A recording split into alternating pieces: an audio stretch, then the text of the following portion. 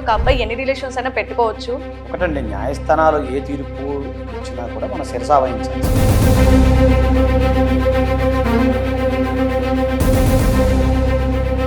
ఎంతమందితో అయినా ఉండొచ్చు, రిలేషన్స్ పెట్టుకుంటే తప్పు లేదు, అలాంటి వాళ్ళకి శిక్షలు కూడా పడట్లేదు. భర్తను చంపమని చెప్పి భార్య ఒకరికి సుపారీ ఇచ్చిన ఘటన మనం చూసాం.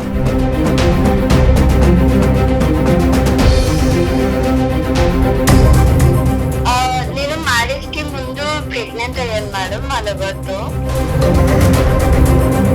ఎస్, ఆమె చెప్పిన దాంట్లో ఒక రకంగా మీరు ఏకీభవించాల్సింది. ఇప్పుడు భర్తకి తెలిసింది అంటున్నావు, మరి తెలిసిన తర్వాత ఎలా ఇప్పుడు వేరే ఎక్స్పైజ్ అంతా కడుపు చేయించుకున్నా, నాకు తెలుసు. అతను ఎలా యాక్సెప్ట్ చేస్తాడు? నేను యాక్సెప్ట్ చేస్తాను నిన్ను. బుద్ధిగా నువ్వు సంసారం చేసుకుంటూ ఉంటావా, మళ్ళీ వేరే వాడితో కడుపు తెచ్చుకొని? వేరే వాళ్ళతో ఉన్నా పర్లేదు కానీ నాకైతే డబ్బు కావాలి అంటున్నాడు. నమస్తే, welcome to law talk. Generation బట్టి అమ్మాయిలకి కాదు అబ్బాయిలకి కూడా చాలా చాలా క్వశ్చన్స్తో వాళ్ళ ఒక రిలేషన్ అంటే మ్యారేజ్ అయిన తర్వాత ఎలాంటి రిలేషన్స్ పెట్టుకుంటే ఎలాంటి సొల్యూషన్స్ కావాలి అనే దాన్ని బట్టి, అంటే ప్రతి చిన్నదానికి కూడా కోర్టుకి వెళ్ళడం జరుగుతుంది. ఏదో కారణాల వల్ల అనుమానాలు అయ్యి ఉండొచ్చు, వాళ్ళకున్న ఇల్లీగల్ రిలేషన్స్ అవ్వి ఉండొచ్చు, ఇలాంటివి ఎన్నో జరుగుతున్నాయి. కాబట్టి సో కింద స్క్రోల్ అవుతున్న నంబర్కి మీరు కాల్ చేసి మీకు అలాంటివి ఏదైనా ఇష్యూస్ ఉంటే మీరు గుర్తుపెట్టుకోండి. ముఖ్యంగా ఏదైతే మ్యారేజ్ సంబంధించిన, అంటే మ్యారేజ్ అయిన తర్వాత ఇష్యూస్కి జరుగుతున్న సంబంధించి మాత్రమే సొల్యూషన్స్ ఇవ్వడానికి అయితే మనతో పాటు ప్రముఖ హైకోర్టు అడ్వకేట్ సాయి కృష్ణ ఆజాద్ గారు ఉన్నారు. సార్ నమస్తే. నమస్తే అమ్మా. సో సార్ ఎలాంటి సొల్యూషన్స్ కైనా ఇవ్వడానికి రెడీగా ఉన్నారు. కింద స్కూల్ వెళ్తున్న నెంబర్కి కాల్ చేయండి, మీకు కావాల్సిన సొల్యూషన్ తీసుకోండి.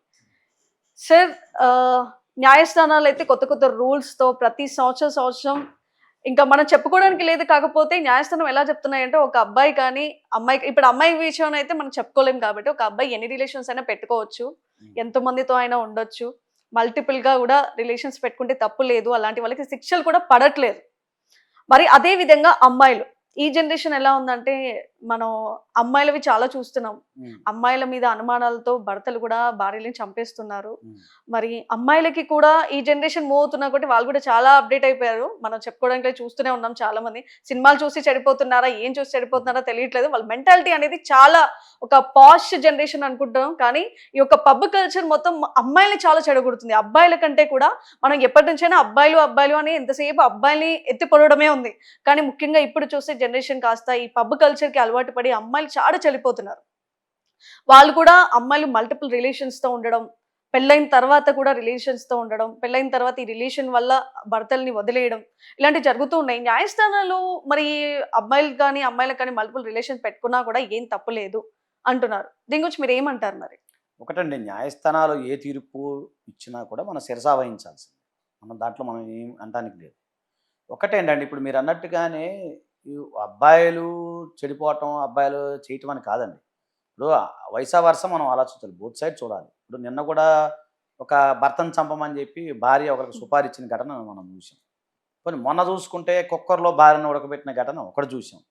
సో ఇవన్నీ కూడా ఏంటంటే ప్రస్తుతం ఉన్న పరిస్థితుల్లో కాలానికి అనుగుణంగా మనుషులు మారిపోతున్నారా, లేదంటే వాళ్ళకి సరైన గైడ్లైన్స్ లేకపోవటమా, ఇంకొకటి అతి ముఖ్యమైన విషయం ఏంటంటే ఉమ్మడి కుటుంబాలు లేకపోవటం వల్ల వాళ్ళ పెంపకంలో తేడా ఉందా అనేది మనం గమనించాలి. సో ఈ సందర్భంలో మనం చూస్తూ ఉన్నాం, అనేక కేసులు మనం మాట్లాడుతూ ఉన్నాం. ఒక్కొక్క డిఫరెంట్ సైకాలజికల్ చూస్తూ ఉన్నాం. ఇక్కడ కావాల్సింది ఏంటంటే ఒక భార్యాభర్తల బంధం కానీ ఏదైనా సరే హ్యూమన్ రిలేషన్స్ అనేవి నమ్మకం అనే దాని మీద నడవాలండి. నమ్మకాలు లేవు. డబ్బుకు ఉన్నంత విలువ మనుషులకి లేని స్థితిలో ఈరోజు ఉన్నాం. నమ్మకాలు అనేవి పోయినాయి ఈ రోజుల్లో. సో కాబట్టి ఏంటంటే మెయిన్ నమ్మకం అనేది దాని మీద మనం జీవన ప్రయాణం ఆధారపడి ఉంటుంది అనేది జనరల్గా నేను చెప్పే, అంటే నా వ్యక్తిగత అభిప్రాయం. నేను ఎన్నో చూస్తుంటాం, ఎన్నో ఉంటాయి. లక్షలు పెట్టి పెళ్లి చేసుకుంటారు, చూసాం చాలామందిని. కానీ తీరా చూస్తే చిన్న మనస్పర్ధలు వచ్చినప్పుడు కూడా వాళ్ళు ఏం చేస్తారంటే తట్టుకోలేకపోవటం, ఇండివిజువాలిటీ పెరిగిపోవటం, కమ్యూనికేషన్ పెరిగిపోవటం, విస్తృత అవకాశాలు కలిగి ఉండటం, ఇవన్నీ కూడా ఈరోజు కొంచెం భార్యాభర్తల బంధం అనేది నల్లేరు మీద నడకలాగా నడుస్తూ ఉంది. చిన్న దానికి కూడా కోర్టుకి మెట్లు ఎక్కుతూ ఉన్నారు అందరూ. కొన్ని నెలలు, కొన్ని రోజులే, అసలు నెలలు ఏంటండి, ఒక్క రోజులో కూడా ఎక్కిన వాళ్ళు చాలా మంది ఉన్నారు. మన రీసెంట్ గా చూసాము ఒక ఇష్యూ గురించి, మీకు తెలిసింది అనుకుంటా. చిన్న ఇష్యూ వల్ల అది ఏంటి అనేది ఇంటర్వ్యూగా నాకు కూడా ఎక్కువ ఇన్ఫర్మేషన్ లేదు. బట్ ఒక 2 రోజుల్లోనే ఆ అమ్మాయి ఉరేసుకుని చనిపోయింది. ఎందుకండి ఫోన్ అయితే వస్తుంది, సార్ కాల్ వస్తుంది. హలో హలో ఎస్ మా, చెప్పండి మా. నమస్తే మేడం. నమస్తే మా. నా పేరు లత అండి. ఓకే. సో నేను ఒక ప్రాబ్లం తో ఉన్నాను. సో దానికి ఒక సొల్యూషన్ కావాలి, అందుకని మీకు కాల్ చెప్పండి అమ్మా, నీ ప్రాబ్లం ఏంటి చెప్పండి. నేను మ్యారేజ్ కి ముందు ప్రెగ్నెంట్ అయ్యాను మేడం మా లవర్ తో. ఓకే. ఇంట్లో ఇష్టం లేక నాకు అబార్షన్ చేపించారు. ఓకే. అబార్షన్ చేపించి వేరే అబ్బాయితో నాకు పెళ్లి చేశారు అనమాట. ఆహా. సో పెళ్లికి ముందే ఆ అబ్బాయికి మా పేరెంట్స్ చెప్పారు, ఇట్లా అమ్మాయి ప్రెగ్నెంట్ ఉంది, తనకు అబార్షన్ చేపించామని. ఓకే. అయితే ఆ అబ్బాయి చేసుకుంటాను, కాకపోతే నాకు కట్నం ఎక్కువ కావాలి అని చెప్పి ఎక్కువ తీసుకున్నాడు మా పేరెంట్స్ దగ్గర. అచ్చా, నువ్వు అబార్షన్ అయ్యింది అని చెప్పేసి అయినా కూడా పెళ్లి చేసుకున్నాడు ఇంకా ఎక్కువ కట్నంతో. ఎక్కువ కట్నం తీసుకుని పెళ్లి చేసుకున్నాడు. ఓకే. సో మేము హ్యాపీగానే ఉన్నాము. కాకపోతే ఏమైంది అంటే మా ఇద్దరికి పిల్లలు పుట్టట్లేదు. ఆహా, అంటే నువ్వు చేసుకున్న భర్తకి పిల్లలు కారని తెలిసింది. అవును. అంటే నువ్వు ఓకే కదా? నేను ఓకే. తన నుంచి నాకు పిల్లలు పుట్టట్లేదు. ఆహా. తనకి సమ్ ప్రాబ్లం ఉంది అన్నమాట. ఓకే. సో అయితే కాకపోతే మాకు ఎలా అయినా పిల్లలు కావాలి అని ఉండే. హలో హలో, చెప్పండి అమ్మా. సో అయితే మ్యామ్ ఇప్పుడు నేను మళ్ళా ప్రెగ్నెంట్ తో ఉన్నాను. ఓకే. అంటే ప్రెగ్నెంట్ అంటున్నావు, నువ్వు ముందున్న అబ్బాయి సేమ్ అండ్ ఇప్పుడు పెళ్ళైన తర్వాత వచ్చిన కడుపు తీసుకున్నావు ఎవరైతే అన్నావో అతను కూడా సేమేనా? లేదు మేడం, ఇతను వేరే అబ్బాయి, నా కొలీగ్ అన్నమాట. సో నాకు పిల్లలు పుట్టట్లేదు కాబట్టి నా భర్త తోటి, తనంటే నాకు ఇష్టం, ఎప్పటి నుంచో నేనంటే కూడా తనకి ఇష్టము. సో అంటే నాకు తప్పేంటి అనిపించింది, అందుకని తనతో నేను ప్రెగ్నెన్సీ తెచ్చుకున్నాను. అమ్మ, పిల్లలు కావాలంటే ఎన్నో ఆప్షన్స్ ఉన్నాయి. ఫర్టిలిటీ అని, ఐవీఎఫ్ అని, IV3 అని, బోల్డ్ అని ఆప్షన్స్ ఉంటాయి. అయినా నువ్వు పెళ్లికి ముందు కడుపు తెచ్చుకున్న తర్వాతే మీ పేరెంట్స్ వద్దని చెప్పి నీకు భర్తనిచ్చి పెళ్లి చేశారు. బుద్ధిగా నువ్వు సంసారం చేసుకుంటూ ఉంటావా మళ్ళీ వేరే వాడితో కడుపు తెచ్చుకొని? ఇప్పుడు భర్తకి తెలిసింది అంటున్నావు, మరి తెలిసిన తర్వాత ఎలా ఇప్పుడు అతను ఎలా యాక్సెప్ట్ చేస్తాడు? ఎన్నో ఆప్షన్స్ ఉన్నాయి కదా నీకు, చాలా ఆప్షన్స్ ఉన్నాయి అని చెప్తున్నారు. అది కూడా చాలా ఎక్స్పెన్సివ్ కదా మేడం. ఎక్స్పెన్సెస్ ఎన్ని లక్షలు పెట్టాలి, ఎన్ని లక్షలు పెట్టిన తర్వాత అది నా భర్త నుంచి కూడా వచ్చిన స్పామ్ అయితే కాదు కదా, వేరే వాళ్ళదే ఇంజెక్ట్ చేస్తారు. సో దట్ దాని వల్ల నాకు వచ్చేది ఏముంటది? అదే నేను ఇష్టపడిన అబ్బాయితో నేను కలిసిన తర్వాత నాకు ఒక బిడ్డ పుడితే అది నేను హ్యాపీగా తీసుకుంటా కదా. సో అది దీని వల్ల ఏమైతుందంటే నాకు ఖర్చు లేని పని కూడా అనిపించింది. ఇప్పుడు నా భర్తకే కదా సేవింగ్ చేసినట్టు అయితే. అంటే ఖర్చులు తగ్గించింది ఆ అమ్మాయి. అంటే మీ భర్తకి ఐవీఎఫ్లో డబ్బులు మీరు సేవ్ చేశారా అని చెప్పి ఈ పని చేశారమ్మా మీరు, అంతేనా? అంతే కదండి, ఎందుకంటే తను నన్ను ఎక్స్ట్రా డౌరీ అడుగుతున్నాడు. దాని వలన ఆయనకి ఎక్స్ట్రా డౌరీలు ఇవన్నీ ఇచ్చి మేము ఇచ్చిన డబ్బులు మళ్ళీ IVF కి ఖర్చు పెట్టి అన్ని చేసే కంటే నాకు నచ్చిన అబ్బాయితో నేను ప్రెగ్నెన్సీ తెచ్చుకోవడం మంచిది కదా. ఓకే. ఇప్పుడు అది ఇప్పుడు నీకు ఏ సొల్యూషన్ కావాలమ్మా లత? అలా కాదండి, ఇప్పుడు ఇలా అంటే ఫెర్టిలిటీ సెంటర్లు అందరూ కూడా మూసేసుకోవాల్సి వస్తుంది. మరి ఎవరైనా అడాప్షన్ తీసుకోవచ్చు కదా తల్లి? అర్థం కాలేదు. అంటే అమ్మ, లాయర్ గారు అంటున్నారు అడాప్ట్ చేసుకోవడానికి కూడా ఛాన్సెస్ ఉంటాయి కదా, సో అదెందుకు ట్రై చేయలేదు? అలా అయితే నా భర్తకి వద్దు కదా, నా నుంచే కావాలి అని తను కూడా ఫోర్స్ చేస్తున్నప్పుడు మరి తనకి పిల్లలు పుట్టినప్పుడు నాకు వేరే ఆప్షన్ అంటే ఇదే కనిపించింది మేడం. అంటే ఏమనేది ఏంటంటే, అర్థమైందా మీకు? IVFకి వెళ్తే లక్షల రూపాయలు ఖర్చు పెట్టాలి, అది కూడా ఎవరో తెలియని గుర్తు తెలియనిది IVF ట్రీట్మెంట్ అవుతుంది. అదేదో నాకు తెలిసిన వ్యక్తి, నాతో ఉన్న వ్యక్తితో రూపాయి ఖర్చు లేకుండా నేను ప్రెగ్నెంట్ చేయించుకున్నాను అంటుందమ్మా. అది ఇప్పుడు నీ భర్త ఏమంటున్నాడు మరి? నా భర్త ఏమంటున్నాడు, మ్యారేజ్ కి ముందు ఎలా అయితే ఎక్స్ట్రా డౌరీ తీసుకున్నాడో సో ఇప్పుడు కూడా అలానే, ఓకే నువ్వు ప్రెగ్నెన్సీ తెచ్చేసుకున్నావు కాబట్టి నేను నిన్ను వదిలేయాలనుకుంటున్నాను, నిన్ను వదలకూడదు అంటే నువ్వు మళ్ళీ మీ పేరెంట్స్ దగ్గరికి వెళ్ళి కొంచెం మనీ తీసుకుని రా అనేసి అంటున్నాడు. బా మహానుభావుడు అమ్మా, అంత విశాల హృదయుడమ్మా. ఇంకా ఎక్కువగా కట్నం అడుగుతున్నాడు అంటే ఇది అడ్డుకో. ఇప్పుడు ఆయనకి అడ్వాంటేజే కదమ్మా. అమ్మ, నువ్వు చేసిన పని నీ భర్త చేస్తే ఏం చేస్తావమ్మా? ఇప్పుడు నువ్వు వంటకి ప్రెగ్నెన్సీ కోసం ఖర్చులు తగ్గించాలంటున్నావు. అతను యాక్సెప్టెడ్, మీరు ఇంకా అతను యాక్సెప్ట్ చేస్తున్నాడు ఈ అమ్మాయిని. అంటే అతనికి తెలిసింది. అతను వద్దని అనట్లేదండి, మీకు అర్థమవుతుందా? అతను వద్దని అనట్లేదు. నువ్వు ప్రెగ్నెంట్ చేసుకో, వేరే వాళ్ళతో చేయించుకున్నావు, ఇబ్బంది ఏం లేదు నాకేమీ, కానీ నాకు డబ్బు కావాలి, డబ్బు ఇస్తే నేను యాక్సెప్ట్ చేస్తా. నువ్వు ప్రెగ్నెంట్ అంతేనా అమ్మా? అతను బాధ ఏంటంటే ఒక్క నిమిషం తల్లి, నాకు అర్థమైంది మీకు చెప్తాను. అతను సైకలాజికల్గా నేను గమనించింది ఏంటంటే, అతను అనే వ్యక్తి ఏమంటున్నాడంటే, నేను యాక్సెప్ట్ చేస్తాను నువ్వు ఇంకా వేరే XYZతో కడుపు చేయించుకున్నావు నాకు తెలుసు, కానీ నిన్ను నేను దగ్గర ఉండి చూసుకోవాలంటే ఇంకా నాకు డబ్బులు నిన్ను యాక్సెప్ట్ చేస్తా, పుట్టే పిల్లను యాక్సెప్ట్ చేస్తా అంటున్నాడు ఆ విశాల హృదయం ఉన్న వ్యక్తి ఎవరో గారు. అది ఆమె చెప్పేది. సో దీనికి సొల్యూషన్ ఏమంటారు? ఇప్పుడు ఇంకొకటి ఏంటంటే, ఇప్పుడు ఆయన నేను కట్టం ఏమంటే, అమ్మ ఇప్పుడు నువ్వు డబ్బులు నేను ఇవ్వను అంటే ఏమంటున్నాడు ఆయన? వదిలేస్తా అంటున్నాడు సార్, డైవర్స్ ఇచ్చేస్తా అంటున్నాడు. ఓకే, ఇంకా మిమ్మల్ని ఆయన హరాస్మెంట్ చేస్తున్నాడా? అవును సార్. డబ్బు తేవాలని హరాస్మెంట్ చేస్తున్నాడు అంటే మీరు ఇప్పుడు చెప్పండి. అవును, డబ్బులు తీసుకోమని అంటున్నాడు, లేకపోతే నన్ను హెరాస్ చేస్తున్నాడు, ఫిజికల్ గా కూడా అని తిడుతున్నాడు, మా పేరెంట్స్ ని కూడా. అయ్యో, ఇప్పుడు అతనికి ఏమైనా రిలేషన్స్ ఏమైనా ఉన్నాయమ్మా వేరే వాళ్ళతో? మనీ తీసుకొస్తే నేను కావాలి అంట, మనీ తీసుకురాకపోతే నేను వద్దంట. మనీ తీసుకొస్తే నా ప్రెగ్నెన్సీ కూడా ఓకే అంటున్నాడు. సో నేను ఇప్పుడు ఆయనతో కలిసి ఉండాలా లేకపోతే ఏం చేయాలి అని నాకు అర్థం కాక సొల్యూషన్ కోసం మీకు కాల్ చేశాను. ఇప్పుడు మీకు అంటే అతనికి ఏమైనా రిలేషన్షిప్ ఏమైనా ఉన్నాయమ్మా? అట్లాంటివి ఏమీ లేవండి. అతను మంచోడే, కాకపోతే డబ్బు మనిషి. డబ్బు ఇస్తే ఏదైనా యాక్సెప్ట్ చేసేటట్టు ఉన్నాడు అతను. లేదంటే మిమ్మల్ని కొడుతున్నాడు, తిడుతున్నాడు.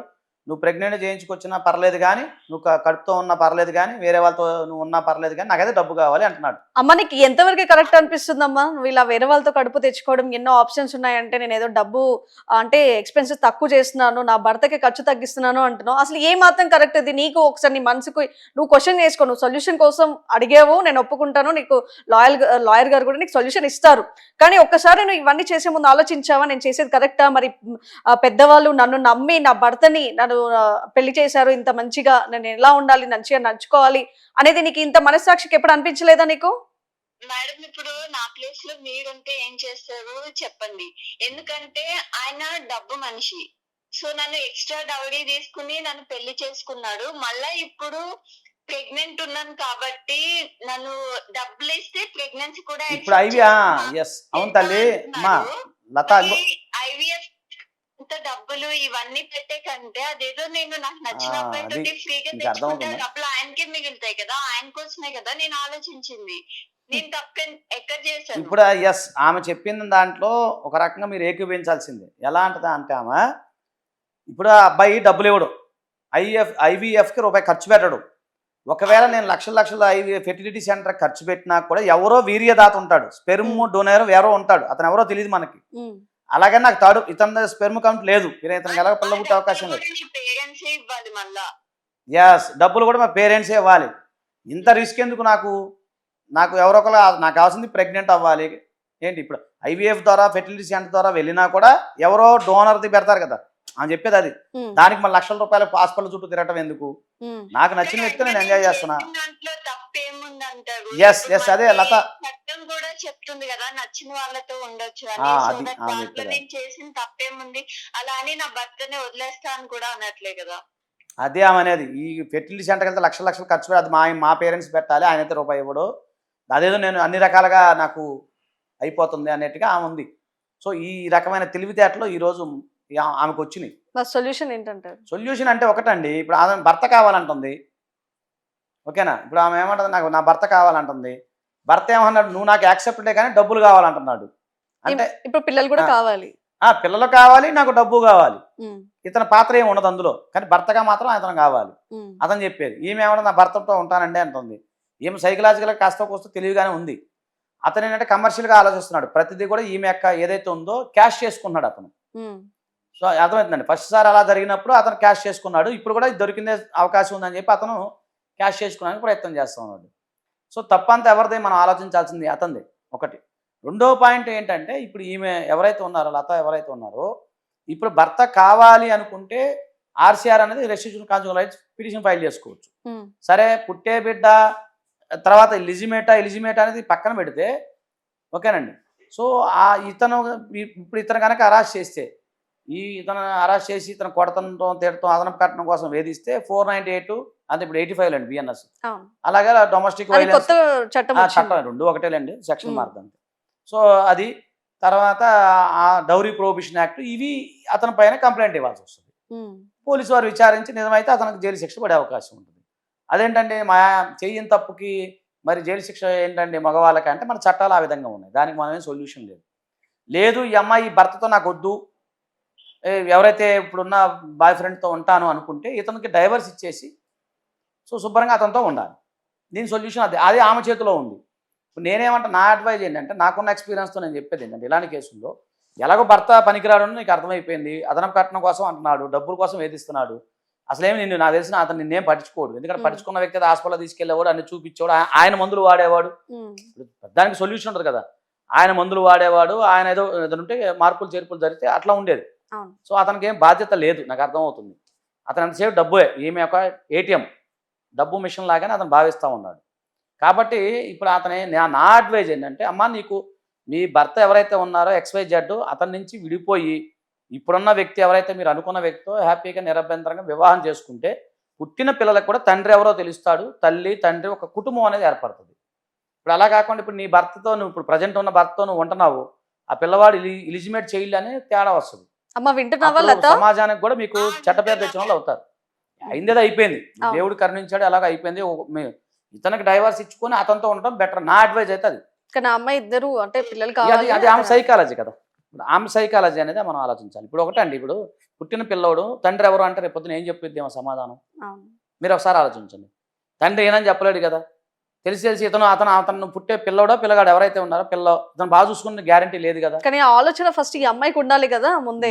అదే అమ్మాయి అడ్వాన్స్ అయిపోయి ఇప్పుడు నాకు సొల్యూషన్ కావాలి అంటే అంటే ఆ ఉన్న కోణంలో కరెక్ట్. ఎందుకంటే ఆమె పెళ్ళైన వాళ్ళందరూ చూస్తుంది, పిల్లలు లేరు, ఇతను చూస్తే భర్త మందులు వాడడు, హాస్పిటల్ జట్టు పట్టించుకోడు, ఆమెకు ఒక తల్లి కావాల్సిన ఆలోచన ఉంది కానీ రూపాయి ఖర్చు పెట్టకూడదు, ఖర్చు స్థామిత పెడతారా లేదని పక్కన పెట్టి ఆ సామర్థ్యం ఉందో లేదో మనకు పక్కన పెడితే ఆమెకు ఈజీ సొల్యూషన్ దొరికింది. అది అని చెప్పారు. ఇప్పుడు IVF ఆలోచించలేండి, IVF ద్వారా కూడా వేరే డోనరే కదా, అట్లా లెక్కేసుకున్నా వేరే పోనీ అడాప్షన్ చేసుకున్నా కూడా ఎవరికి పుట్టిన పిల్లలో తెలియదు అంటే ఆమె చెప్పేది, ఆ వర్షం నేను చెప్తాను, అలా కూడా వేరే కదా. అలాంటప్పుడు ఎందుకు ఇదేదో అయిపోద్ది కదా అనేది. సో ఎలాగో ఒక దీనికి అంటే ఎలాగోలాగ దీనికి ఒక సొల్యూషనో లేకపోతే కొలిక్కి రావాలి అంటే ఇప్పుడున్న నా అడ్వైజ్ చెప్తున్నా. ఎలాగో అతను కమర్షియల్ అని అర్థమైపోయింది, పెళ్లికి ముందు డబ్బులు తీసుకుని పెళ్లి చేసుకున్నాడు, అన్ని తెలిసిన వ్యక్తి అంటే అతను కమర్షియల్ మ్యాను. సో అతని ద్వారా వదిలిచ్చేసుకుని ఇప్పుడున్న వ్యక్తిని ఎవరైతే ఉన్నారో ఆ బాయ్ ఫ్రెండ్తో వాళ్ళిద్దరూ కలిసి వివాహం చేసుకుంటే పుట్టిన పిల్లలు కూడా బాగుంటుందని నా ఉద్దేశం. ఓకే, విన్నావు కదమ్మా లత. సో సొల్యూషన్ నీపైనే డిపెండ్ అవుతుంది, నీపైనే డిపెండ్ అయి ఉంది. సో నువ్వు నచ్చినట్టుగా ఇప్పుడు నీకు అతను కావాలా ఇతను కావాలంటే ఇద్దరు కావాలి అని అంటే మాత్రం అది కుదరదు, చట్టం కూడా ఒప్పుకోదు. కాబట్టి ఇప్పుడు డెసిషన్ అది నీపైనే ఉంది. సో నువ్వు పిల్లల కోసం ఖర్చు తగ్గించడం కోసం నీ భర్త కోసం ఇవన్నీ ఆలోచించి నువ్వు ప్రెగ్నెన్సీ తెచ్చుకున్నావు. కానీ నువ్వు ఎవరితో అయితే ప్రెగ్నెన్సీ తెచ్చుకున్నావో మరి అతనితోనే ఉంటే నీకు రెండు కలిసి వస్తాయి, భర్త ఉంటాడు పిల్లలు ఉంటారు, నువ్వు అన్నిట్లో సెటిల్ అయిపోయి ఉంటావు. సో ఇప్పుడు పనికి రాడు అని చెప్పేసి నువ్వు అంటున్నావు, ఆ భర్త కూడా ఇప్పుడు నేను ఎలాగైనా వేధిస్తున్నాడు, ఒక భర్తలా బిహేవ్ చేయట్లేదు. మరి అలాంటప్పుడు నువ్వు ఇతను వదిలేసి నువ్వు ఎవరితో అయితే కడుపు తెచ్చుకున్నావు అతనితోనే నువ్వు హ్యాపీగా బతుకోవచ్చు కదా. సొల్యూషన్ అయితే లాయర్ గారు చెప్పిన సొల్యూషన్ అయితే ఇదమ్మా. మరి ఇప్పుడు ఏదైనా డెసిషన్ మేకర్ నువ్వు కాబట్టి నీపైనే ఆధారపడి ఉంటుంది. ఓకేనా? ఓకే, నమస్తే సార్. అమ్మాయిలు చాలా అడ్వాన్స్ అయిపోయారు అన్నది ఒక ఎగ్జాంపుల్ అయితే నిజంగా చాలా అనుకోవాలి. ఎందుకంటే ఎవరికి వాళ్ళు ఆలోచించుకుంటున్నారు, అటు డబ్బు పోవద్దు, ఇటు కుటుంబం పరువు పోకుండా ఆర్థికంగా కూడా ఆలోచించుకుని మరి వాళ్ళ ఒక డెసిషన్స్ మేకర్స్ అయితే అయిపోతున్నారు. అంటే న్యాయానికి అనుకూలంగా కూడా జనాలు కూడా కేసుల గురించి నేను చెప్పాల్సిన అవసరం లేకుండా సుప్రీం కోర్టు చెప్పింది కదండి నా ఇష్టం అంటుంది. అదే అంటున్నా, న్యాయానికి వీళ్ళే అనుకూలంగా నడుచుకుంటున్నారు అనమాట. సో థ్యాంక్ యూ అండి, థ్యాంక్స్.